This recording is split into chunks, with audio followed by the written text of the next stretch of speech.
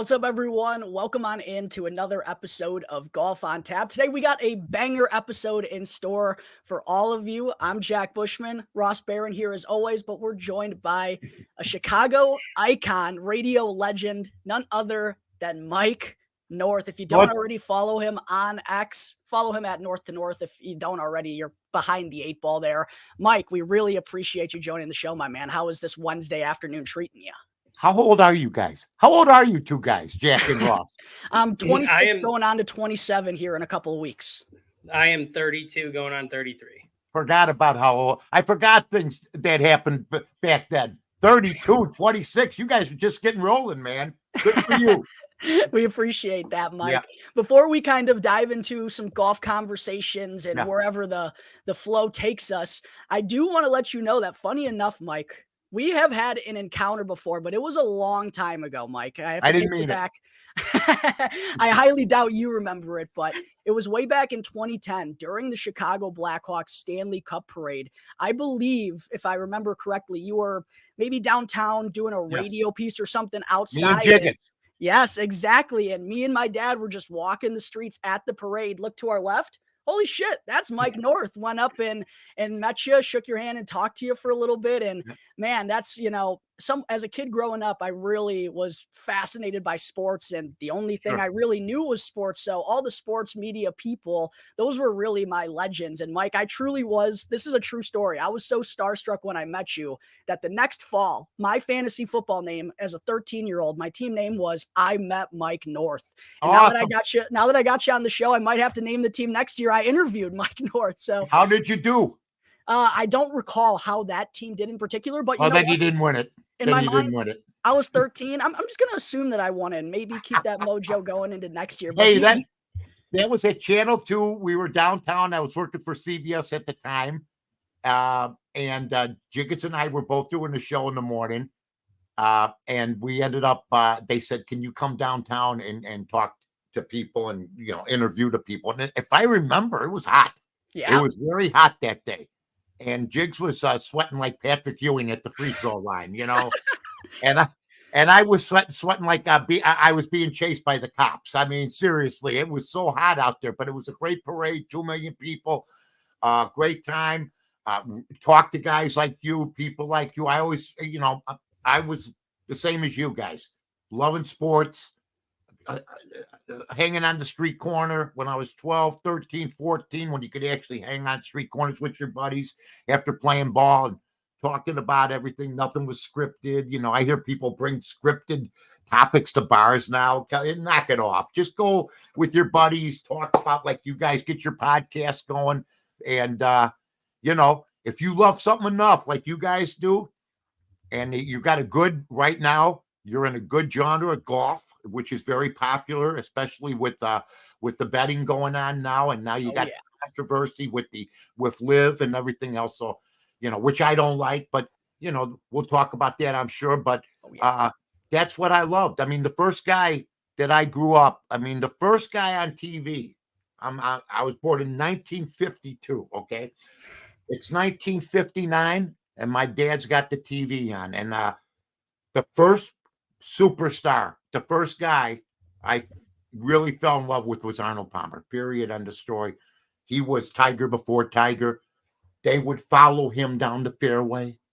And then I find out later he's got the same birthday as me, September 10th. So I got to interview him 3 times when I was with the Score, which I don't usually ever got intimidated or anything from interviewing somebody. But when you watch a guy since you're like 6 years old, like you were just saying, and then you're talking to him, it was a cool moment for me because he's the first star I ever saw on black and white TV back in the day. What's really cool, Mike, for us with this whole opportunity today is it's basically likewise for us, where in this whole new generation of sports media personality, for like me and Jack, that is you. You are the one that we grew up with on the radio. So this is just like a dream come true. So we really appreciate you. Well, you know what? I want to say this. It's a dream come true for me that I'm still in the business 32 years, that I got especially young guys like yourself who probably sat in your dad's car and listen to me on the radio. It doesn't go past me that way. I worked retail in the hot dog stand business for 19 years. I worked for the city. I'm just a regular guy that hit the lottery. I just think the bothersome thing to me is the lack of connection with guys that do what I do for business and people like you. And I make it a conscious effort at all times. I've been on plenty of podcasts. I mean, I'm on ESPN still.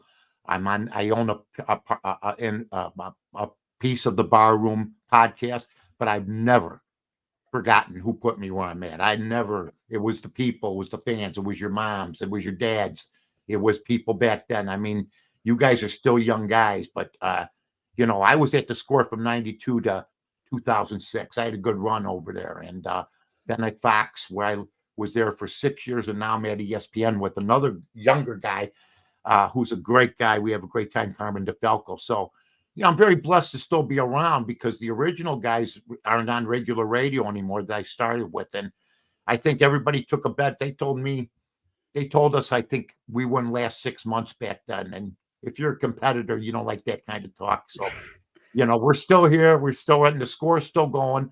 And you got 2 sports radio stations. You got plenty of podcasts now that I think have become more popular because sports radio has become sort of, I won't say stale, but it's become sort of predictable in a lot of ways.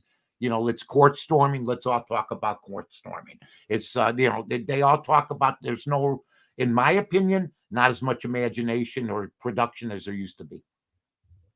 Well, Mike, you want to kind of take us through that journey? I know this wasn't the career that you first found yourself in. So will you kind of tell us and the listeners out there who aren't as familiar with your journey as to how you kind of became this media figure that was prominent in the city of Chicago? Because I know it didn't happen right off the rip.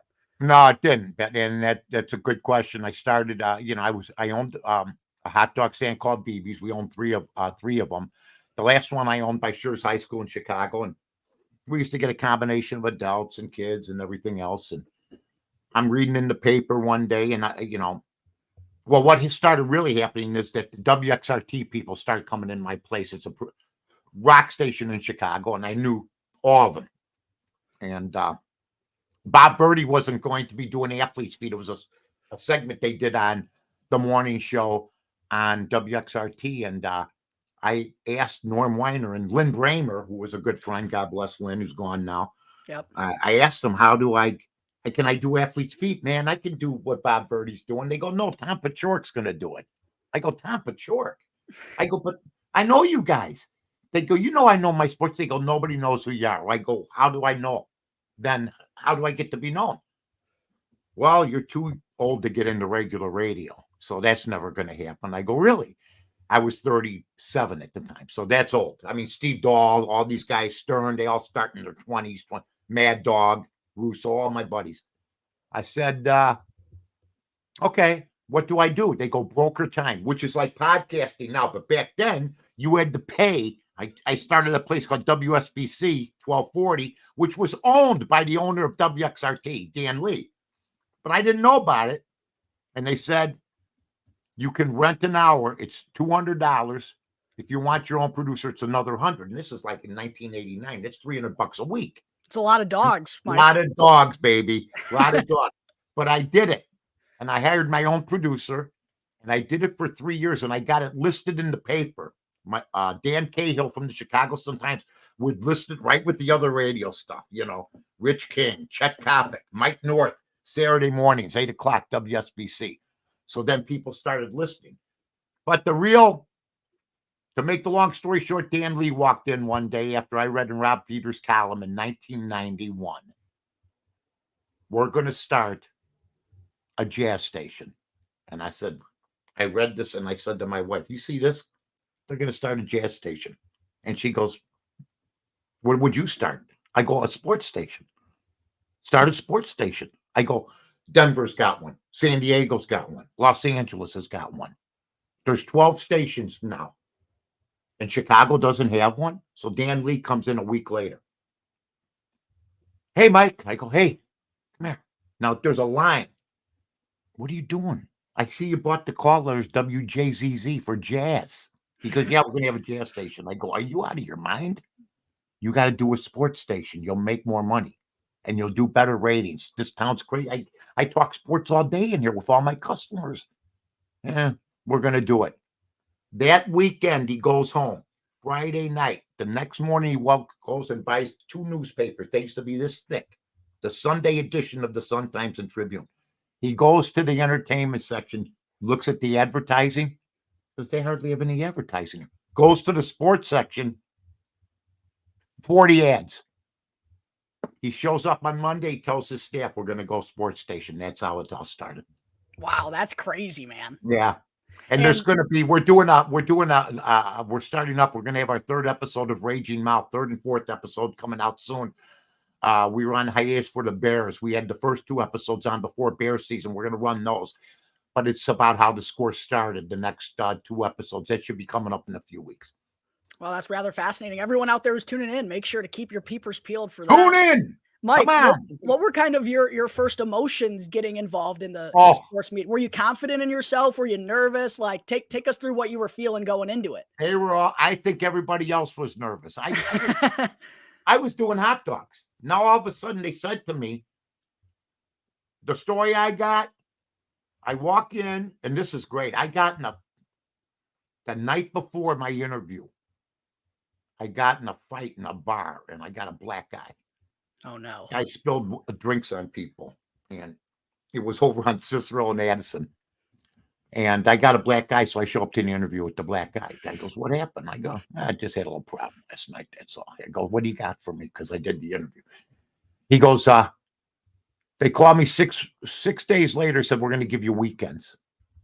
I go, I told my wife, I'm not doing weekends. You do weekends, you end up staying in weekends. I said, yeah. I held out, and I hadn't even had a job.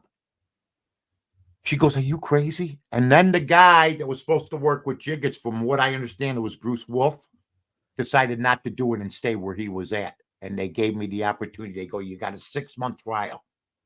A 6-month trial. So I went to work with pressure on me right from the get-go.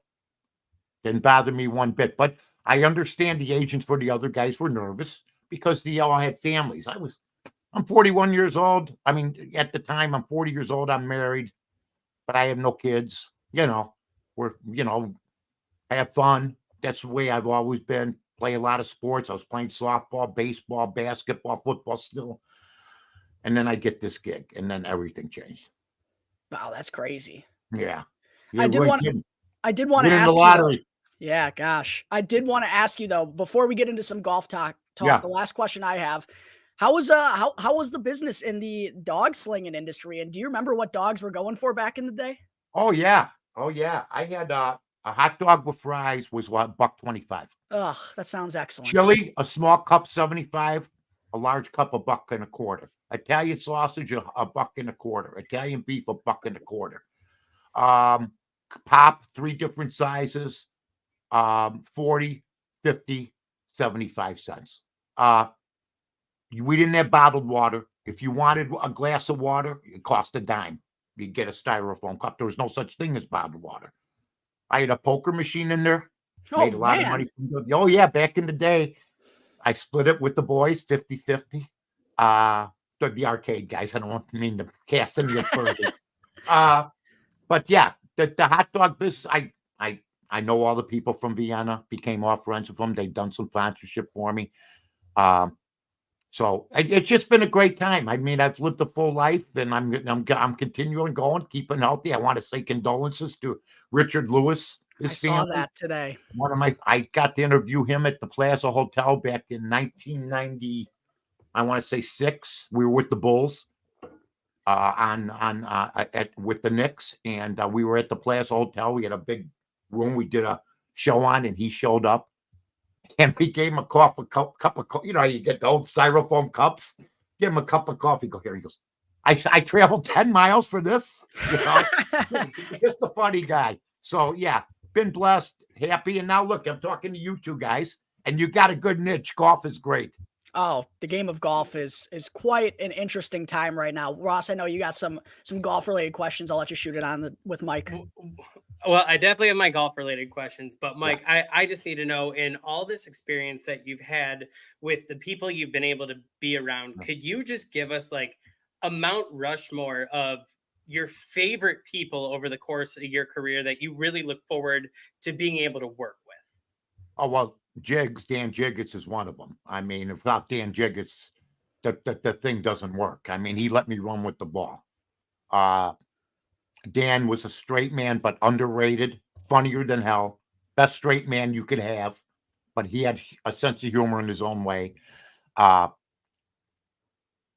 they told him, we're gonna have a tryout with you and this guy, kid. And I think Dan had enough of the TV thing. He'd been doing it for a long time.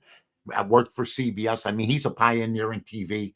So I'd say Dan Jiggets, Jesse Rogers, who's now the ESPN. He's my dearest and closest friend. He helped make us what we are. I mean, we had everybody from Tom Glavine to Joe Pesci to Bill Clinton to we had the best guests. That's what made that thing go. And the producers back then made it go. John Suntress. I mean, guys that I worked with when we did our Basta Pasta shows, Pete Rose, Carlton Fisk, we flew them into Chicago. I think probably Danny Lee, the owner, who believed in me from day one. And I got in some trouble along the way, had a couple DUIs, had some other issues, but I never missed a day. And Danny always had my back. And then he sold, and things change. You don't have the same managers like in baseball. But I stayed there 16 years. I was blessed. I wish nothing but the best for them. I'm in a good place in my life. I stopped drinking 17 years ago. Me and my wife been married 47 years. I thought she was going to last with me 47 minutes. She could have given me the heave ho 10 times, and she didn't. And we live a good life. We live out in Huntley. I'm a member of the Whisper Creek Club out here. Maybe we'll have to play. Stu, you come on out. We'll play some golf. I've gotten better. I play twice a week, and I used to be a 112 golfer because I'd show up to just these tournaments. We play a scramble, 4 guys, and every week, or 3 guys. It goes fast. I think that golf should have a scramble format in a lot of in tournaments, and because you get done in 2.5, 3 hours, it doesn't become a 5-6 hour thing. But when I shoot on my own, now I'm shooting like 95 to 102. Okay. I'm getting everything right. I mean, I know how to play. We have a range. So, a day, 2 a week, I'll go out there. And if you go to the range, Ross and Jake, you know this. If it's a warm day, take a big bucket and take some swings. And you'll be sweating like a sieve, folks. You want a good exercise? I hear people, we do the walking and we do all this. So I played ball and go to the driving range, hit about 80 balls and take like 10 seconds in between. You'll lose weight, believe me. Oh, yeah. You'll be plenty sore the next day as well. Oh, my God. The first few times, you got to take it easy coming out. Oh, yeah, absolutely. Yeah, that's that time of season again. I got to get back out on the range and get my game a little bit fine-tuned before the real good weather starts hitting. Mike, by the way, how about the weather last night, man? You said you're out in Huntley. It had to be pretty crazy out there, right? It's a light show, baby. I got an old story, but first, I want to say this. Yesterday, I went to establish my tee times at the place, at the club, and I walked in there, and I was going to go to the range, but I'm not. I have a set time I'm going to start, like late April. Okay. That place was loaded yesterday. Every golf course had to be loaded because I'm not one of those guys. I got to get out. I'd rather enjoy the day, but I understand why people went out yesterday. So there's some bonus time coming up right now for these golf courses. Really is. Yeah. Well, I'm definitely glad to hear what you shoot on a course, because it sounds like we'd shoot identical. So I 100%. Whenever I fly in from Rochester next, I will definitely reach out to you and let you know when I'm in town. Well, I will tell you this, Ross. It doesn't matter. I found out one thing. I'm a big golf bettor now, and I do matchup golf. And I without matchup golf, I mean the NFL I do okay, but I win. Matchup golf, I'm pretty strong at. I just look at the odds and I go, how's Hollander? How's Hovland? Victor Hovland only minus 120 against JoJo, and then you take it, and it's that kind of game. It's not that the guys that beat him, golf's a game where you beat yourself. There's no way Victor Hovland should lose to people like this, but it's that kind of game. It's not like Michael Jordan, who knew, and I know Mike, he knew every night when he walked on the court, everybody's in trouble. Well, Jack Nicklaus would know everybody when he walked, everybody would, but he'd lose sometimes. That's how tough. It's the toughest game I've ever played. Really, it really is. All the others came pretty easy, but that one's a tough game. There's no rhyme or reason to it either. Things just happen. It's the chaotic nature of golf. And speaking of the chaotic nature of golf, Mike, kind of a chaotic golf world that we live in nowadays is the PGA Tour and Live Golf still somehow haven't merged. And it feels like all of us fans are just stuck here losing out because we don't get to see the best against the best every week. Can you kind of give us your thoughts on this divide that's been in golf the last couple of years? Well, the PGA panicked, I think. They saw that they were getting their guys, taking Johnny Rahm, and well, he came later, but grabbing some of the other guys that they took, and Bubba Watson and all these guys. And I think Monahan panicked. I think they announced that day. I thought everything was going to be set. They announced they were going to have a merger and all this other stuff. Monahan, you can't find him. I haven't seen him since Christ was a child. I mean, my God, where the hell is this guy?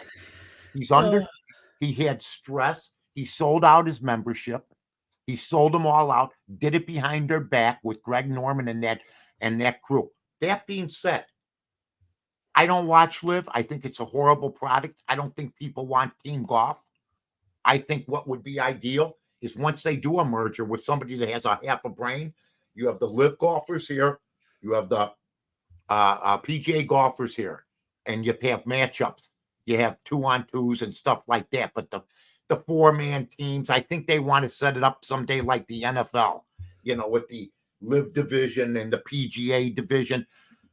All I know is if you got NBC and CBS and you should never panic. And they panicked while Live has one of the worst TV deals going. You got to go to your iPad to find it. They made all their money, these guys. They sold out on the PGA, who made them stars. Did it? I mean, and I can't believe Rahm left. I mean, how much money does somebody need? Oh, they're giving me $200 million. I'm set. Buddy, you're going to be dead in 40 years. Okay? I mean, you had a legacy. And Jon Rahm, he's gone. These guys are all gone. And now we're watching golfers. I bet that kid last week live that won. Jake Knapp? Yeah. So did I. I bet him live as we're going along. What's great is I got a book, so I just call. I don't have to do the bull. I go, give me live mine. I just look at Bovada. Give me this, give me that. I start out pounding him on Thursday, a little bit at the end. Then I pound him early. Then the first three holes, and this is where these 100-to-1 shots and 200-to-1 shots are cashing, because they're not intimidated by anybody. Who was out there to intimidate Knapp? Nobody. He screwed up. The other guy started to catch up, but then he screwed up. But there was nobody. There was no Rahm. There was nobody there to make him tighten up, because that kid, if he had been up against somebody good, like Bubba Watson or Rahm or some of these other guys, and he started out those first 3 holes, he would have been done. But instead, he was allowed to stick around because the product is just not as good now. You can't take that many good players and leave. But those good players, they made all their money, but they're recluses. Nobody sees them. I turned on Live. I thought it was a family. I thought it was on a family movie. I thought there was somebody laying in a towel, by the green, playing music. I go, so they've all lost their way. The PGA should hold firm. If they take their guys, bring in more guys, because this Knapp kid I don't know if he'd even be on the tour if all these guys hadn't defected. He was on the Corn Ferry Tour, and I wish him nothing but the best. But right now it's tough. I think that betting golf, though, is a lot of fun. And I think that's the thing that the PGA underrated, and they still won't go to it. I watched the Golf Channel. Where the hell are you? Where's the golf betting? Right? I agree. And I turn on Brandel Chambly and all those people. I'm sorry. You're the Golf Channel. I don't want to see the European Tour. I don't want to see the Corn Ferry Tour. I don't want to see the Senior Champion Tour. You got a tournament going on, you should show it from beginning to end. You shouldn't be doing an hour and a half pregame show for 3 hours of golf. It's nonsense. It's an old stage product, and they don't have no youthfulness on that set. They all look like goddamn stockbrokers sitting up there. I mean, there's one guy that lives in Hawaii. He's like 7. He's my age, but he looks like twice as old, and he's talking about Tom. They got to get more into it. They got to bring the kids in. They got to have a gambling guy on there like the NFL did back in its infancy with Jimmy the Greek. You can't have all this golf betting and pretend it doesn't exist. They seem to feel like what They're works. so above it. Like they're so better than everybody, right? And beyond, no gambling out. Buddy, get with it, right? Exactly. It feels like what worked for them in 2002, 2005, they feel like is still going to work today, but it's not. And I love that you bring up the coverage, Mike, because it's a talking point for me and Ross basically on every episode. But when you turn on Golf Channel, the Golf Channel, you want to watch. No golf. I want to watch the golf. I don't want to listen to Brandel Chambly giving his opinions on why Jordan Spieth isn't going to be a Hall of Famer. And they're such. Look, I watch the Golf Channel for certain things to get some. I'll turn on to see the highlights from the day before to see when did hot, who didn't. But the nonsense and the Rory fondling when he plays, and they hang on to Jordan Spieth's belt loop. My God. He's nauseating to me. He can't just take a shot. Do you think Arnold Palmer would bring his caddy over and, hey, what do you think? Well, I think I'll use the 5. Well, I think I'll use the 4. Yeah, but the wind's going to... Shut up! Play the game and win something and shut up with your caddy for 5 minutes. All Palmer used to do is tell his caddy, go get me a pizza, be back by the 16th hole. All of a sudden, these guys need caddies to teach them how to play the game. And people love it. I don't like to listen to it. I put it on mute and play music and watch them play the game. I just think they got to. Rich Lerner's a good guy. I know Rich. He's got to talk to him. Get relevant. You're talking about live and everything else while you're stuck in 2000, like you said, Jack, 2005. And they don't see the relevance of how much of their audience is watching this and have money on it at the same point in time. And we want to see the games. And they're telling you to go to Peacock. They're telling you to go to Peacock. I tell my uncle it's on Peacock. He goes, what? I got to buy a Peacock? And I go, no, what are you talking about here? This guy's like, my uncle's like 87. He's got to get on to watch Peacock. He wants to watch these guys play. They don't know what they're doing. They think they're above it all. And I hope they see this because then I'm going to tag Golf Channel because get yourself a gambling guy on there. Bring the young people in. Quit worrying about living crapping in your pants. And that's it. Well said. I can tell you right rant now is what makes you, Mike. I can tell you right now, Mike, you easily could be a third co-host on this show just based on you agree with me and Jack that me and Jack weekly discuss that we don't know how the hell Jay Monahan still has a job, let alone that he essentially got a promotion with the new deal. I cannot believe it. He made nothing but millions, sold out, stabbed everybody in the back. But then when the Saudis came and said, "Hey, John Rahm to me was the guy that I didn't want to see go, and he was all against it, and he's nothing but a goddamn hypocrite. I love John Rahm's game, but he's a POS as far as I'm concerned about his word." I mean, that's the truth. Not wrong. I don't disagree. I think it was completely led up to him saying, no, I'm not doing this. I'm not doing this, to only go around and be like, oh yeah, I took the money. It was over. Yeah, no. You know what? In our world, he's a piece of crap. But I'll tell you this, and Rory, they're going after Rory. Rory opened his big gap. Now he's hoping they ask him. These guys are all sellouts. Let me tell you something, fellas. I made enough money in the 90s and 2000s. I still got half of it. You can only How much money do these morons need where they're extinct? I haven't seen John Rahm since Patton was a corporal. Where is he? These guys only show up for the majors. They got all this money, so they got their big ass house, and they sit in it. And so what? Where's the notoriety? I mean, my God, it was great to see him on. Scheffler's the smartest one. I don't even know if they've asked Scheffler if he wants to be in, and did he turn them down? Or do they think,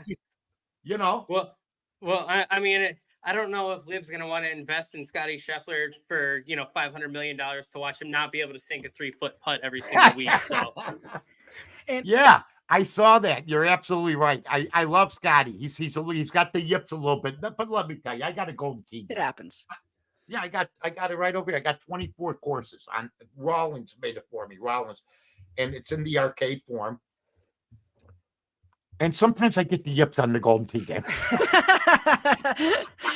It can happen in the game too. Yeah, it can happen. No, but you're right. He's struggling with his putting. You see, I don't know. Spieth is, to me, the most overrated golfer now in golf. They fondle him. Rory. I think Hovland is great, but they're not every week great. Schauffele, not every week great. And that's where Nicklaus, Palmer, Tiger, and even Phil, who was subservient to Tiger, were there. You could almost count on them. Nicklaus had 39 second places in majors. Think about that. He won 18 majors, and I used to, Mike Tiger's better than Nicklaus. I go, he'll never break his record. Now, confession of 18. And Tiger said 18. That's what I'm shooting for. When Tiger got to 14, I thought my prediction was toast. Okay? But then tragedy struck. Divorce. Getting hit in the head with a golf club. Crashing into cars. I mean, the nonsense that he fell asleep at 7 a.m. The only time I almost fell asleep at 7 a.m, well, I was coming home from the night before at 7 a.m. That's it. So he took himself out of that. Otherwise, I think he could have done it. I don't see anybody ever breaking Nicklaus's record. He was so good, and then he wins in his 40s. He was still putting. He had his heart, and he lived a straight away life. And I love how they say him and Palmer used to fly together because Arnold Palmer was a pilot. He was the first golfer to fly his own plane. So they used to go to exhibition matches. Boy, they must have had some fun. Oh, yeah. But the media would always play it up like they hated each other. And all along they were friends. So Palmer never said nothing, and neither did Nicklaus. And I didn't like Jack for a long time because of Arnie. I mean, that split like that. And see, Tiger didn't have that. I always wanted Mickelson to step up like a man, but he wilted with his country club attitude and his gambling. And I don't think he was concentrating all the time. Probably not. I mean, if you're playing Tiger Woods or if you're playing Europe and you need to put down $400,000 to motivate you, right? That's a problem. Not a good look. Not a good look. No, and I feel like that's just the mentality with golfers today. It feels like there's just not that integrity in the game anymore. And a lot of these guys are money driven. And there was just a conversation with Mackenzie Hughes, current PGA Tour player, a couple weeks ago on the course. And I thought he hit the nail on the head when talking about how golf has kind of lost its true integrity now because everyone's just doing things for the money. And it really is a shame that it is at that point because undoubtedly, because of the Tiger effect, the game is deeper than ever. There is more talent out there, but when you have two tours and it's divided and a terrible broadcast that doesn't show you the actual golf or guys in contention, it leaves us you know who I love? In the I shitter. loved her. That Amanda Balionis, I love her. Okay. Interview the guy for 3 questions. You have a guy up there for like 10 minutes while they're playing. Because they want to bring the golfers because of LIV. They're trying to change. I don't want to hear them talk. I want to watch golf. Yep. That's it. Enough. I mean, quit trying to react to what somebody else is doing. Be a leader. Monahan wasn't a leader. That's it. Norman's a leader. But Norman okay, is psycho. He actually he hates the tour, okay, because he couldn't stand up like a man and win relevant tournaments when he was winning. He choked, and he comes on like this badass, but he wilted like a lily whenever he played against certain players. Period. He was winning. I saw him winning by 4 strokes, and boom, it's gone. Everybody did, and he's always been bitter about that. So I guess one I'm really question a I'd like happy to guy, know. but that pisses me off. I guess I'd really like to know, like, with the way the coverage is going, everything. Obviously, the PGA needs to figure it out. Jay Monahan not only needs to figure it out, but also just get out. He's got to get out. I can't stand the guy for what he did, and I don't think a lot of the golfers like him.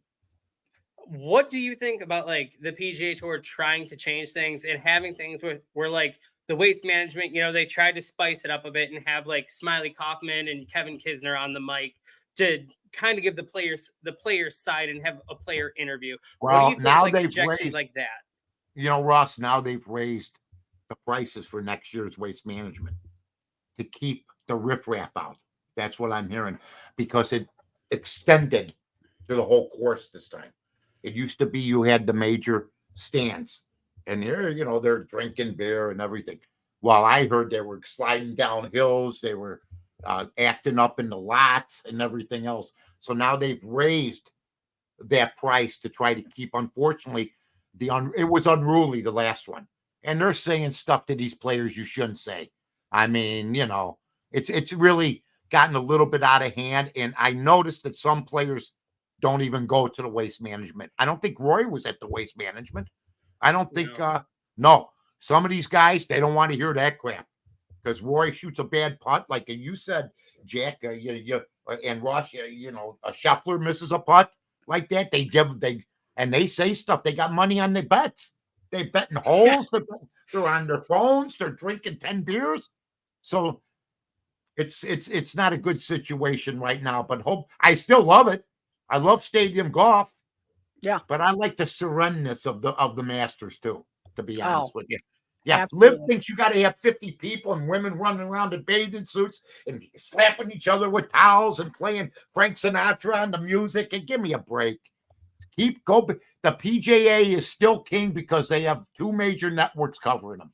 Yeah, you're 100% right. I hope they do more with those 2 major networks covering them. Mike, I know you said you got just about 30 minutes of time, and we don't want to run you too long. I stayed over because I find you guys very, very knowledgeable and handsome. Well, we appreciate that, and I hope you're speaking the truth on that, especially coming from Mike North. I need more of those compliments. It's looking sharp, Mike. No worries. Yeah, okay, last question I have for you. I don't know if Ross wants to ask you anything quick, but you just mentioned Augusta. I don't know if I'm putting you on the spot here or not, but you got any guys you like for Augusta in particular this year? It's coming up in 6 weeks, buddy. Listen to this. I was stationed at Fort Gordon, Georgia. I was an MP. I was drafted back in 72. I thought I was going to Vietnam. I didn't end up going because Nixon put the freeze on, but I was stationed in Augusta, and we used to drive by there back in the 70s. Huge white fence all the way around it. Huge white fence. You can't even see through it.